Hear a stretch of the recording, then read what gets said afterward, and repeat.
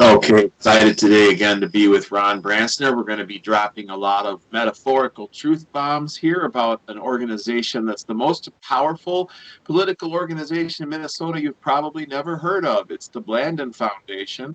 Blandon Foundation, vibrant rural community. It is strengthening Minnesota, right? And they've got their hands into public universities and as well as public schools. They have massive amounts of money to hand out. I suppose we're doing an advertisement for them, but I think Americans would be shocked to learn, Minnesotans would be shocked to learn about the kind of things that they fund in here in Grand Rapids, Michigan, Minnesota, as well as throughout Minnesota.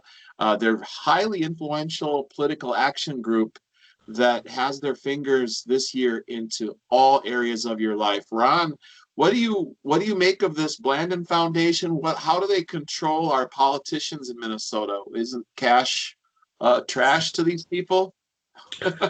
Well, this what you're asking is a very open question. So I need to give you some background who the Blandon Foundation, because get right into the weeds. This is too much. Yes, sir. So when you're talking about the Blandon Foundation, that's a foundation that was branched off of the Blandon Paper Company out of Grand Rapids, Minnesota. When Mr. Blandon, before he died, he was actually a good person. He believed that the money that he was going to put into the foundation was going to go back to the local community. And if you read anything about what he wanted, he said all monies that are in the endowment must go within the community to revitalize Grand Rapids, Minnesota. Well, after he passed away, the foundation started getting into some real radicalism. They actually hired a guy. His last name was Washington, and he came from Rochester, Minnesota. And they hired him as a CEO, and he started working with the Blandon Foundation, and they started getting into the real political avenues as far as they wanted to take that money and basically rebuild Minnesota the way they feel that Minnesota should look. Now that sounds kind of weird because you would think that this foundation that nobody ever heard of, kind of obscure, uh, wouldn't have that power, but they're in the billions of dollars of wealth.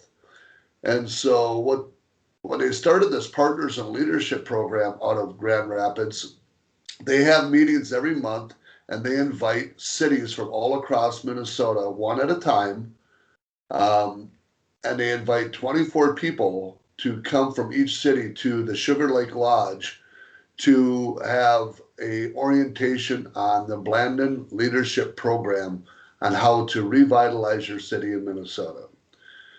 They pick and choose people from your city. Now you can ask to go there. It's $96,000, but it's for 25. It's about $4,000 per person, and it's underwritten. So when they go there, it's pretty much of an introduction. It's a week long, and after that, when the people that think it's a great program when they get there, um, but it's really interesting to go to the Blandon Foundation. You have to take a psychological test, and that psychological test is the Myers-Briggs test. So they want to know what your leadership skills are and how they can focus you, whether you should run for a politician or a mayorship, city council, or maybe just work as a community-wide organizer in your city. Um, Now it sounds pretty bland for Blandon, but when you look at it, the cities that they have been involved in have radicalized their cities. And now the first city that we're going to talk about is Austin, Minnesota. Now, back in 1985, Austin, Minnesota, the Hormel Foundation or the Hormel Company went into a strike, and there was the largest meatpacking strike in the country. They were the highest paid meatpacking plant workers, all pretty much all white in an all white city.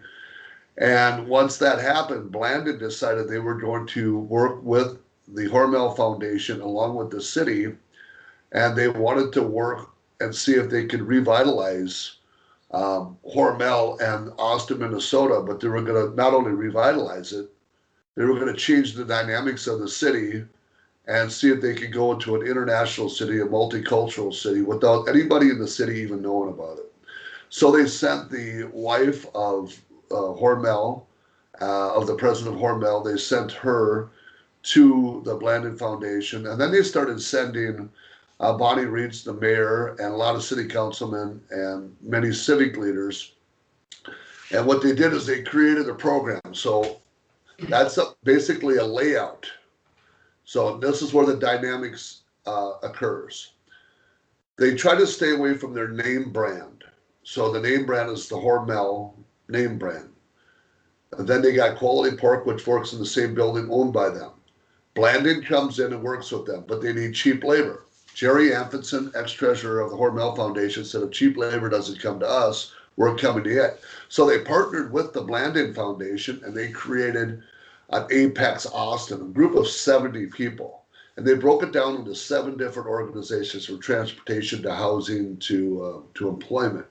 And now you'll notice that in Rochester, they have the same thing in Rochester. They have a building where you can go in and do all of your, it's like going to a mall. If you want to do transportation, if you want to do, I'm sure, one-stop shop. One-stop shop for all of your, there's immigration services, there's immigration attorneys, you can get I think they have the ready to work program. You can get a car possibly, or that might be at the job center, but you can register to vote because the Democrat headquarters is on the first floor. There's a politician that has an office in that building. Actually, all of the DFL Democrat politicians work with that DFL office, right up the ticket and down the ticket. But you can get a chiropractic appointment, a massage. You can speak with someone about your work situation and file a complaint. You can get an EBT card for free benefits. You can use your Section 8 housing voucher from another city to find an apartment in Rochester. They have job hunt. They'll help you go over to the driver's license bureau and get a driver's license. So that's what there's interpreters there as well in that building. So it's a one-stop shop for settling in cheap labor into Rochester, Minnesota. Isn't it ironic though? I interrupted your story at the point where you're explaining how Hormel intentionally set about going around the strikers in '85 and getting cheap labor by bypassing. I mean, that struggle in Austin is something that's divided the community and Minnesota right down to today. But Blandon, it's ironic that the Blandon Foundation, which was supposed to benefit local communities, ends up becoming this conduit for. I mean, we've called it human trafficking before, where people are brought in from, say, 12 time zones away and parachuted into communities because business wants cheap labor. And, there you've got the Democrats arguing for $15 minimum wage. At the same time, they're actually undercutting the American workers. So the ironies are on multi levels. Pardon me, Ron. That's a good little segue, because what happened was they wanted to create this one-stop shop there, but they couldn't get it passed. But they do have the welcoming center, and that was the first place you're seeing welcoming centers in Minnesota. It all started in Austin. So once the city partnered up with Blandon and the Hormel Foundation, they created the Apex Austin. Then they created the Welcome Center, which is considered the one-stop shop. And then after they did that, they started branching out to all these different cities like Rochester and Wilmer, and creating the same mantra that you saw in Austin. Austin is the front door to Minnesota, is the doorway for immigration, whether it be refugee resettlement or illegal immigration, mostly illegal immigration for cheap labor in Minnesota. And it's interesting that you bring up this one-stop shop in Rochester that they have in these other cities like Wilmer and Austin, is that when you go there, they have lawyers and attorneys that assist these people, which by law is illegal, because under the law, Title 8, USC codes 1324 A, B, and C 1, 2, and 3 states that you cannot knowingly know that somebody's in your city and harbor them and facilitate them and assist them. It's illegal. But in the city of Rochester and Wilmer and Austin, you're seeing not only attorneys, you're seeing the people and the businesses work with them and violating the law. But you're also seeing it at the national level. So we're seeing this all across the country. But Minnesota, well, Austin was basically the forefront of the Blandon Foundation to get their legs wet. Every month, if you go into the Blandon Leadership Program, you'll see every month there's 24 people that go from each city, and they're trying to multiculturalize each city. I see Red Wing was involved. A lot of people, a lot of places around the Rochester area have been inundated with the Blandon Foundation. They take lawyers and dentists, and they take leaders that are in the city to try to, and mostly liberals. Most of the conservatives don't go along with it. If they go, they don't stay along in the program. But if you look at three people, Bonnie Reitz, mayor of Austin, she was a CEO after she left the mayorship of Austin, Minnesota. She went to be the CEO of the Blandon Foundation, made a six-figure job. She created the programs in Austin and multiculturalized Austin because it was a test program. There were places in Littleton, Colorado, that were following Austin and other cities in the nation to see if they could actually do this experiment to multiculturalize the city without the city residents even knowing what was happening. So we saw Bonnie Reitz and the mayor Rourke before that, and Tom Steen, who says he's not part of Blandon, but he believes that Blandon is the catalyst to the city. And I've talked to him. They know that the city is basically run or facilitating their ideas from the Blandon Foundation.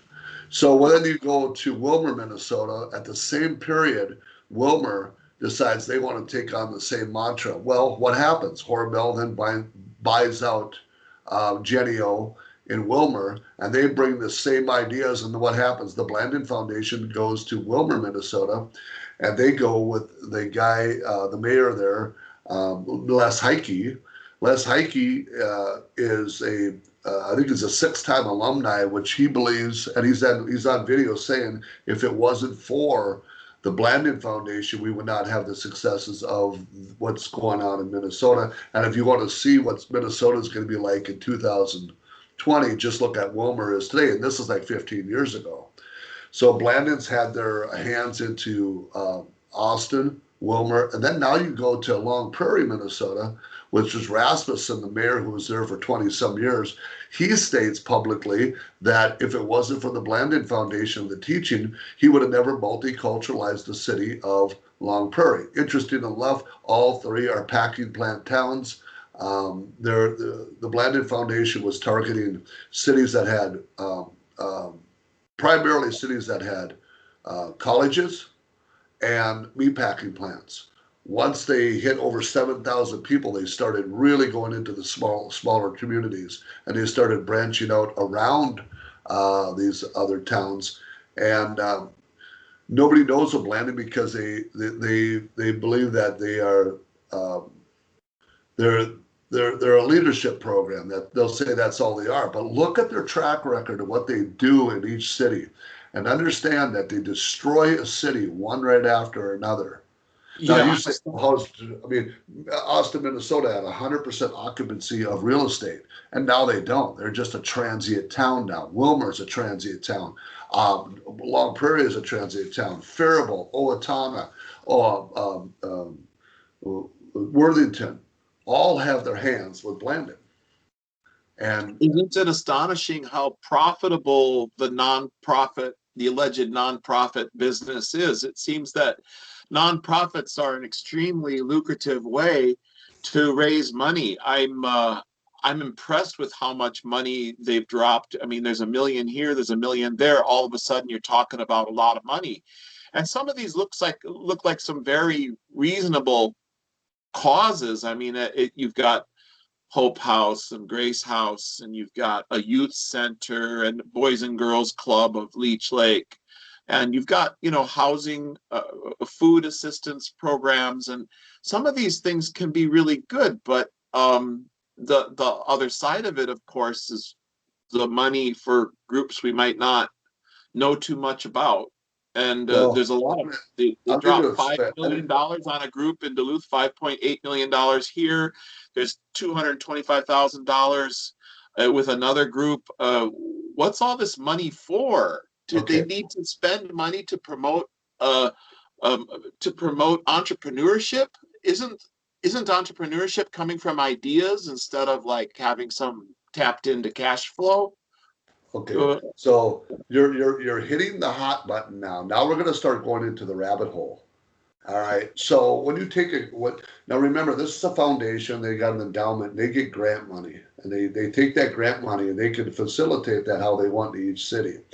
Now we have to go back to Austin, Minnesota again, where they gave them like $250,000, I believe it was, for a soccer field. Why did they build a soccer field for Austin? Well, because they were bringing in primarily Hispanics, and that was the instead of basketball or football, that was their sport. So they gave this money to Austin. They also was involved in the leadership program. Now, this may not have been any side of Blandon, but it was the leadership program. They had the Murphy Creek House, where the city bought the apartment complex, and they said if you live in the apartment for 5 years, I believe it is, you can buy an adjacent piece of property. This is for workforce housing. If you could buy a piece of property for $1 next to it, well, the teachers, according to the article, some teachers started moving in there. They feel that this is a good deal. They started moving in. They started buying it. So that kind of failed on them. They also had a theater that the Hispanics bought for $1. They had a built-up shop for ice cream shops and Mexican shops. And a lot of this money was being facilitated in the city because why? Because they wanted a transient town to people just come in and come out. And that's what they're doing in Wilmer. They're doing transient. It's kind of like if you bring in a whole bunch of people from a culture and, hey, well, we have an Hispanic coffee shop, or we have an Hispanic ice cream shop, and we have a Somali grocery store. Well, all this money is going to these meatpacking towns, and they're building a one-stop shop in soccer and entertainment and food and all these things. So they're changing the dynamics, and so it isn't just Blandon that's doing it.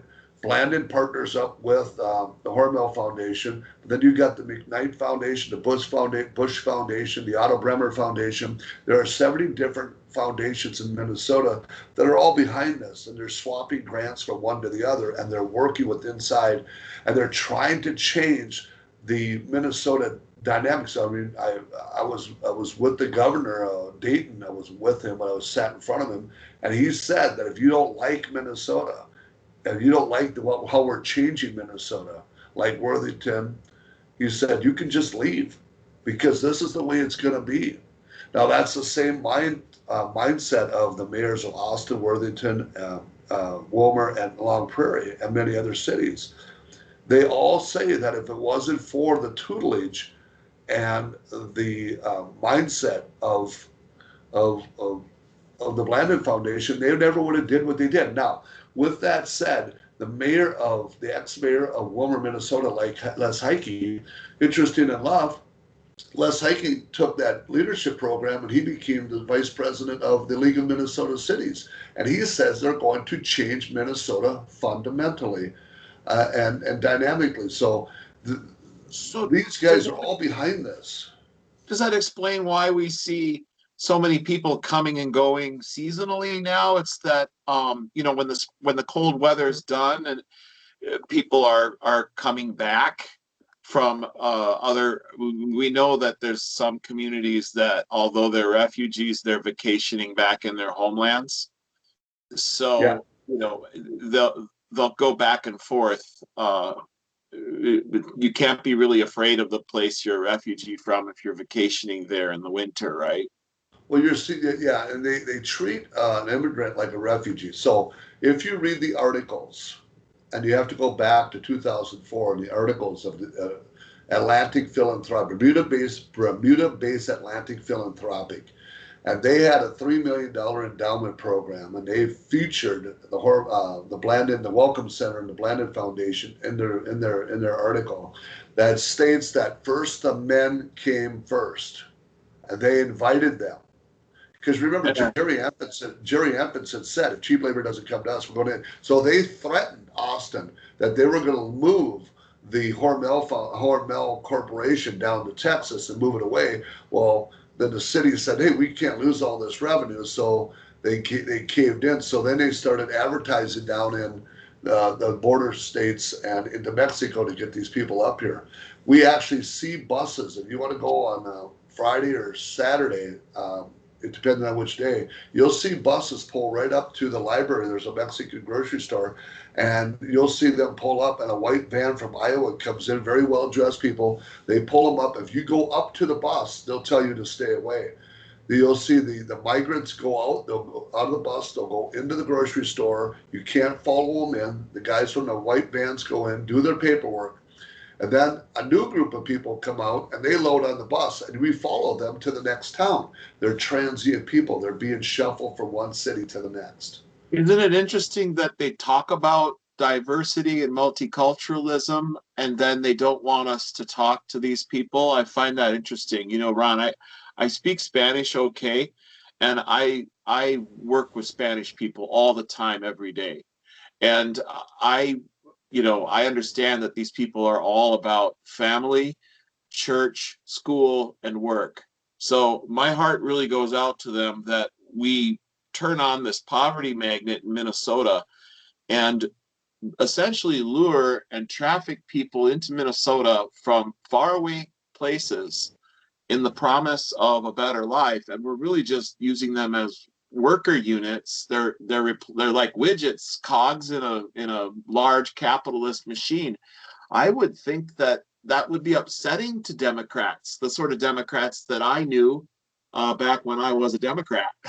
People who were concerned about the living wage of workers, not just seeing human beings as replaceable and dispensable, disposable, right? Well, what you see when you look at, let's just take Austin because that's the doorway to Minnesota. What you see today will not be there 5 years from now. They're following the tracks of the United Nations and they're just shuffling people through for cheap labor. They shuffle them through the door. Because remember, they don't want another strike like 1985. They never wanted that to happen again. So they keep these people on a revolving door. Because if you look at Hormel's pay plan, it's phenomenal. It's the best I've ever seen. They put you through college. They have, and if you want to look at kind of a racist organization, they do everything for grants for and schools for Hispanics, put them through schools, give them grant money. I mean, they were actually, one of the programs that they had in Austin, Minnesota, they were giving home loans at this time for 4% for Hispanics. They were giving ridiculous, and they were giving them money to start up a new home. But the problem is they never wanted to stay there because his job is too difficult. So they have this revolving door. Now, they pretty much do there what they do across the state. The husband will leave and go back and leave the family here. And then he'll probably bring somebody else back with him when he travels back. So now you've got multicultural families, multi-families coming over. Because remember, what they said in the article, it was called the soft landing. That was the name of the article. It said first the men came first, and then they reached out to the family members. They went back. So they got established, they got a job, they got maybe a fake social security number, and then they went over, they brought their families over. First the men come. Now, this is really interesting, Mr. Lund, if I may. Now they're doing the opposite. That game doesn't work anymore. Now they're sending the children first under asylum seekers because it's easier to kick your kid out of the family, put them over the border, and once the children get here, because remember, they already set the families up here prior. They left their families at home.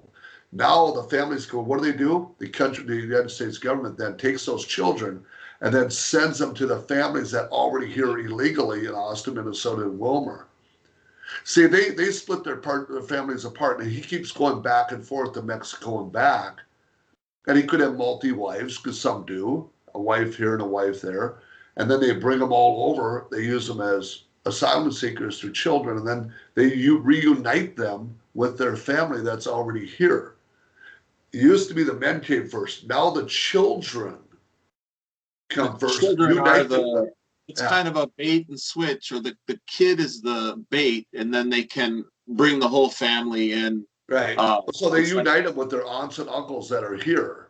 And then they do a DNA test. And then once they do the DNA test, they say, oh, the United States is going to tell you they're not part of the New York Declaration, but I guarantee the way this program works, they are part of the New York Declaration of Human Rights. And so they're doing what they call family reunification. They're reuniting well, we can't separate these families. So the United States does what? They go back and get the parents of the kids that dropped them off at the border and unite them and then bring them over. Well, how many politicians do you think are aware of this in Minnesota? How many politicians have gone through the Blandon Foundation program training? And because clearly our politicians are connected to the creation of affordable housing and other programs and rollouts of initiatives that don't go through the representative Senate. They don't become laws. They're just rolling out initiatives to change our communities and kind of looking a blind eye to a lot of these activities, right? Wouldn't we want people to not be transient? Wouldn't we want people to have like a permanent buy-in so that not if you're a business, stable, not for if you're a business? business. Yes. Right. Right. I mean, if you're a stakeholder and you've got stock at Hormel period, and your stocks are going up, you don't want to pay high wages to these. You want transient workers. Keeps the wages down, keeps the stocks high. You know, Ron, it seems this is unfolding as we speak because we have the Biden crisis at the border. Now that he's undone the policies of President Trump, which had Mexico enforcing their southern border with Central America and South America. A few weeks ago, there were, I think, as many as 9 Iranians found in this migratory flow that broke over the border. So this Biden crisis now is unfolding. I think a lot of Democrats have buyer's regret, buyer's remorse. They got a lemon, they got a potato for president, and they see that they're not going to get their $15 an hour minimum wage. It never was about that. That was a ruse. Our communities are going to be competing with a massive influx, of these persons, and it's not fair to them. It was about lowering wages, and they baited them in to tell them that they were going to increase the wages. It was never about increasing the wages. It was about baiting them in. Now, remember, there's a guy named Paul Olson who was, I think he was the CEO of the Blandon Foundation in 1993. He wrote an article, and I've got this on my PowerPoint. He said, when Waltz became governor, he said, finally, we're going to get what we've always tried to do since 1993. And he was talking about how they were going to multiculturalize. We're finally going to see our fruitions come through. That was Paul Olson. Now, if you look on Waltz's transition team, who was on his transition team? The Blandon Foundation, the McKnight Foundation, CARE, which is a terrorist organization, and SEIU, which is headed up by a guy from Peru who heads up the janitors unions. So here you got the Blandon Foundation, which is in every city just about in Minnesota, on his transition team. And where was Waltz a congressman at? He was a congressman of Austin and Worthington in the District 1. He was in their hip pocket the whole time. Of course he's going to do payback for Blandon and McKnight. They were the ones who were doing and facilitating all this prior to him being governor. He never would have become governor if it wasn't for Blandon. I guarantee you. That's why there's on his transition team. It looks like this group is functioning like what they used to call land sharks back in the day. Land sharks were the guys who would go to meet the steamers that were coming over from Europe at the docks. Once people had passed through strident immigration controls and medical health checks on Ellis Island. By the way, those who didn't pass those medical health checks were returned to Europe at the expense of the steamer company, which had transported them to the United States. So the steamer companies were screening their passengers for their political persuasions. They were asking them if they were radical anarchists or syndicalists from, mafia members. They were screening them at the ticket selling process in Europe. The health checks, they would look in their teeth, they would check their breathing. The immigrants that came through Ellis Island were tested and checked. If they were found deficient in any way, they were returned to Europe. There were waiting tanks on Ellis Island where they would hold them. It was like a little prison camp. And the people that were being rejected were sent back. So when people say no one was ever checked for security or health and whatnot. That's just not the case. So the land sharks, once the immigrants would make it onto Battery Island, Battery Park in the south end of Manhattan, or they were transported to New Jersey. A lot of people went to the Ellis Island side, from Ellis Island to Jersey. The land sharks were the men working for companies that would come to the docks and say, hey, friend, they would, they would send a guy who speaks Italian to bring the Italians. They'd send a guy who spoke Gaelic to bring the Irish to a coal mine. They would greet the Irish and say, hey, you want to sign up to fight in the wars with, over there? And they conscript them on the spot to fight in a war some other part of the world. So that was the immigrant experience, the land sharks. So we seem to have a similar thing going on here, where when you drop someone in a foreign country, in a foreign culture, you don't brief them on the ways of the people that live there. That's ridiculous. You're not going to be responsible for teaching them how to function and speak English. I mean, that seems to be doing these people a great disservice, to dangle this promise of a better life in front of them, and then they're just going to be working essentially as wage slaves. Sorry. No, you're 100% right. This is modern day human trafficking, and both parties are facilitating it. When the Republicans had both House, the Senate, and the presidency, the executive office, they did nothing. And then when the Democrats were saying we need immigration reform, and then when they get in, they do nothing. And then the Republicans opposed it. And then when they split, they do nothing. This is because they're all involved. The whole thing is, let's look at the Covent Virus, this supposedly pandemic that's supposed to be out there. Well, they're letting these children in, and they're not even testing most of these children. Because there's so many, they're just letting them off into the community.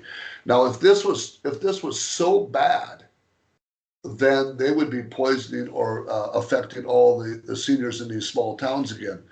Project Veritas is, please continue with that thought, but Project Veritas has released shocking insider footage of what our immigration authorities are seeing happening. The children are being kept in cages. They're in close contact in these cages. They're like sleeping in these really awful places. But back to your point, Ron.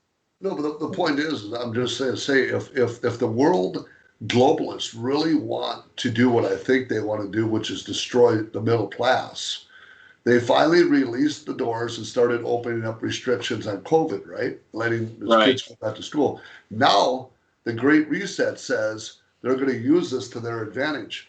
Now they're going to say, hey, guess what? The COVID virus is out of control. We need to close everything back down again because we let these children back into our country, and they could do the cycle all over again. And so once they close down all these businesses, if they don't burn them down because of Floyd, right? If they don't burn them down or close them down, then they'll just do the whole cycle over again until and the idea, in my opinion, it's only my opinion, once they destroy the middle class, all these foundations can give all these minorities that they let over the border, because remember, it's about social equity, right? Right. They're going to get rid of all these white owners who own all these businesses. And when they get rid of them all, they're going to say, we got low interest loans for minorities. And they're going to take over, and they're going to reset the clock. And they're going to multiculturalize cities. They have to get rid of the white culture first, the white business owners first, and then replace them with an international group. It's so obvious, Wes. It's so obvious to do what I do.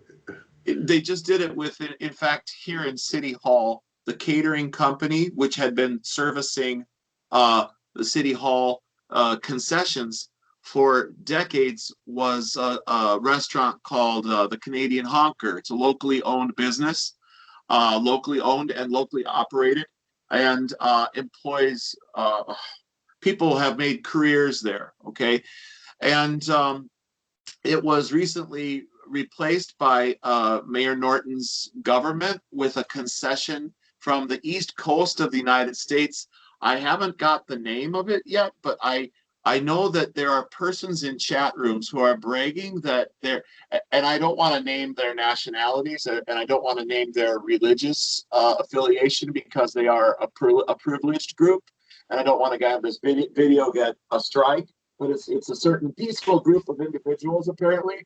And they've got the concession that in chat rooms, they're celebrating the fact that the local Good Old Boys Network, that's what they're calling it, the Good Old Boys Network is finally being destroyed and it's time for it to be replaced. It's time for it to be undone. So that's code for making all the white people But the go Good away. Old Boys are still in charge. They're shutting down the businesses. There's another restaurant owner. He had to turn in his keys and he lost his lease. And they were showing the property. The city government was showing the property to potential tenants before he even knew his lease wasn't going to be renewed. Furthermore, they actually they were telling him that the business had to be shut down because it didn't pass code inspection. The building hadn't been inspected in something like 10 years, but they were going to shut it down because it was a hovel. It wasn't going to function. At the same time, they're showing it to a new person they're trying to pitch the lease agreement to. Now I heard on the down low through connections that building's being used for Olmsted County Sheriff's Department training, which is a good use for it. But then you've got a situation where the government's paying itself to rent its own space, or I don't know, maybe they get it pro bono. But in any case, training officers how to act in a bar could probably be a good thing. Well, we Ron, could go on. I could go on for hours on this subject, and you're seeing. I'll just give you a last thing because we got to tie up here. They just built a humongous chicken farm here that produces one of the biggest chicken farms I've ever seen, and it's about to open up. I just heard recently that the owner of this massive chicken farm is married to an Asian woman. Not a big deal. That's good, but they put the name under her name so they could get the minority grants under a minority-owned business. They didn't put it under the guys who owned it. It was Cargill, and then Cargill hands it down to another group out of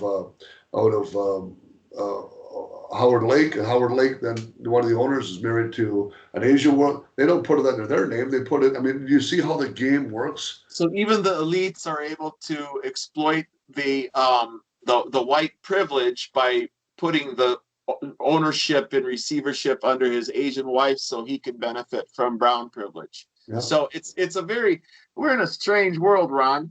Didn't Martin Luther King say something about judging people by the content of their character and not by the color of their skin? And they're talking about literally Build Back Better. It's now government policy in Rochester to hire non-white people to bypass. The opposite of what the Democrats think.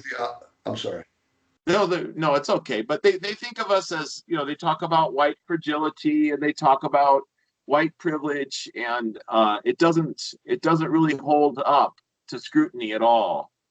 The Democrats have a very difficult time when I say, so you think that we disfavor the American disfavors people of color? They said yes. So when we talk about all these loans, minority loans, aren't we deviating around the 14th Amendment? 13th and 14th Amendment says all men are created equal, and the Declaration of Independence. Well, then they want to say that's outdated. Well, but the laws say everybody has to be treated equally. So when you say that you want to give loans for communities of color and of all that, you're then now using race as to advantage what you said you don't want to use. What Martin Luther King said, you want to use it to your advantage now. So aren't you being a racist in return? And they don't see it that way.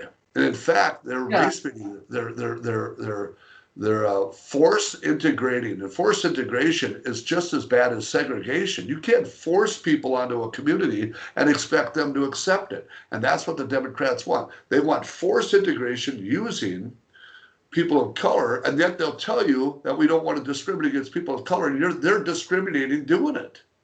For But see, decades we've been able to shame white people because of our background and training as white people. We're very easily shamed into not me. feeling condemnation of others, and we feel both remorse, we feel regret, we feel shame and guilt for things that happen, and we are able to paint an entire white race as thus and such being born with the original sin of being white, to the extent that the University of Minnesota has a program, a 12-step program on recovering from your whiteness, because you have systemic racism, you just don't know it. Here in Rochester, we have a program now where the government employees and civil servants are going to be interviewed to gauge their levels of systemic racism. And these carefully trained persons who do the interviewing are trained. By the way, back to the Blandon Foundation, you've got like 14 leadership positions or something being paid for in the Rochester area. I can't find the names of people who are benefiting from Blandon cash, but the money is ubiquitous, right? And it breeds a kind of loyalty, a filial piety to the, you don't bite the hand that feeds you. You could consider it hush money in a sense. If you've got individuals in your community who are in need, but you can't reach out to them and you can't communicate with them. By the way, Ron, before we close, can I say a word or two to any of my Hispanic friends who might see this? Yo tengo ganas de hablar con ustedes en este idioma también en español, porque yo tengo un sentimiento, yo conozco muy bien nuestra comunidad y vuestra comunidad también aquí en los Estados Unidos. Y ustedes están bienvenidos aquí, y tengo ganas de decirle que yo conozco en vuestras comunidades tienen respeto por la familia, iglesia, escuela y el trabajo también.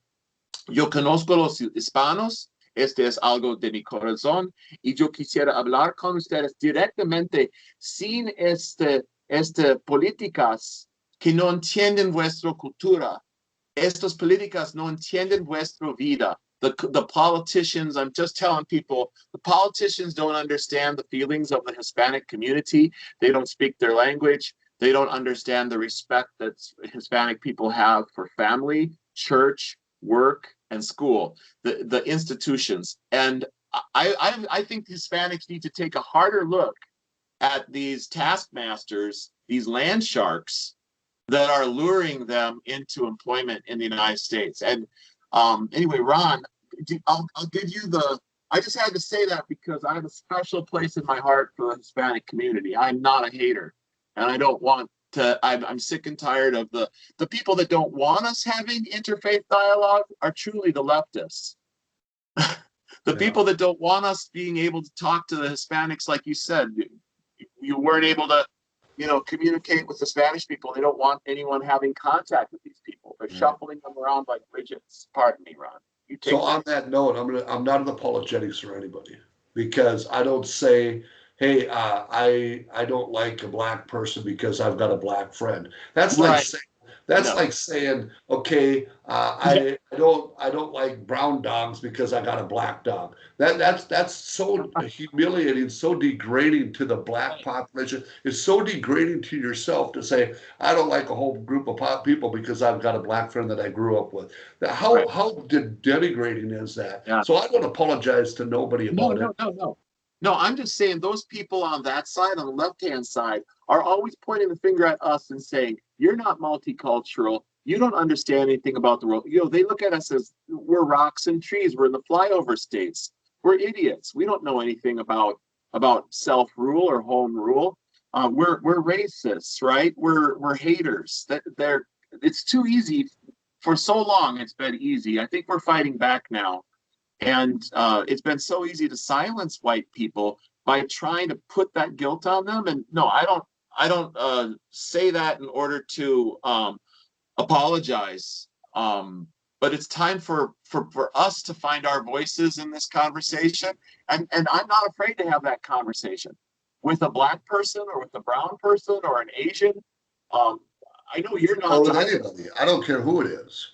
Yeah. The 14th Amendment does not separate color. I don't want to say black, brown, or white, or even white. I don't want to say that because to to me, it's irrelevant. The 14th Amendment gives you the opportunity that every man is created equal. I don't believe in forced integration. I don't believe that somebody should force somebody because of their color, race, or religion onto another group of people. It'd be no different than saying that a young girl should join who has Girl Scouts should join the Boy Scouts. I don't like the forced integration. I don't like it that men who dress up like women that say that they should be able to run on a women's track team. That's forced integration. I don't like forced integration, nor do I like segregation.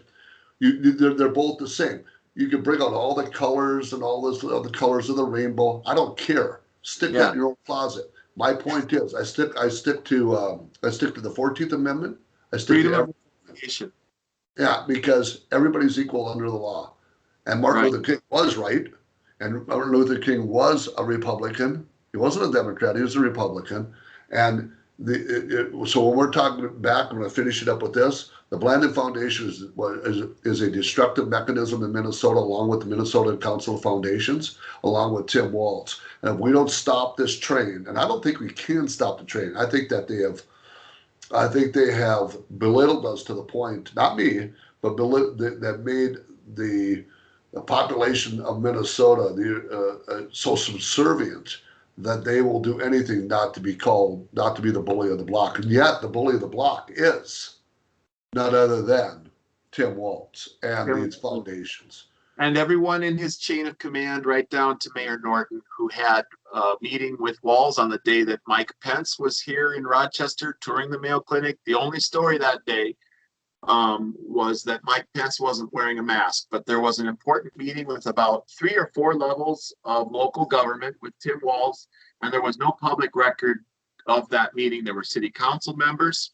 the mayor, county officials, county elected officials, and I could name names. I'm not going to do that right here, right now, but they met in chambers, in the city chambers. It's a violation of the Minnesota Open Meetings Law, and that there should have been a public document produced of the questions and answers and all the statements that were made. There should have been minutes released. There should have been a recording released to the public, because that was the start of the Minnesota reset, the Minnesota lockdown for the last year that we've been under, Ron. That's the very beginning of it. And we don't have any idea what was said in that meeting. We have photos of it. But Ron, I do want to let you have the last word. And I know you had it. You basically just made your case, and you did it very well. I got to end it on this. Yep. Let's talk about the cities group next time if we can. Yep. I'm going to end it on this. Yep. See you, Ron. You have a good day.